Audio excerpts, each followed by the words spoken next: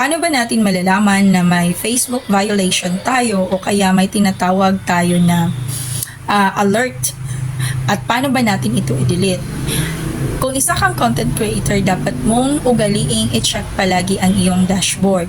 Ugaliin mo ito kasi ito'y nakakatulong sa'yo para maging malinis ang iyong account. Ngayong hapong ito at exactly 4 o'clock, tiningnan ko yung account ko. So una, bibisitahin ko muna where I usually go, where I usually visit if my profile recommendation is recommended. Kung nakikita nyo, recommended naman daw yung account ko. So, para mag-verify ko siya kung recommended pa talaga siya, pupuntahan ko yung support inbox. So, kailangan mo lang i-click yung 3 arrows sa dulo, upper right. Tapos, hanapin mo, scroll down ka, pumunta ka sa yung support inbox. And ito yung mangyayari. Ito yung nakita ko sa aking support inbox. Kung nakikita mo, may alert ako. May color blue dyan. Ibig sabihin, may something sa account ko. So, nung tinignan ko siya kung ano ba yung alert ko, boom! 45 minutes updated si Meta. 45 minutes ko pa lang siyang na-upload, pero may violation siya. According sa violation na nandito sa harapan ko, may copyright issue raw ako. I don't know kung sa music ba o ano.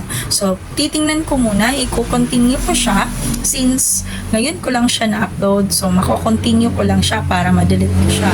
Just click continue para malalaman mo ang detalye kung paano mo susolusyonan yung copyright issue mo.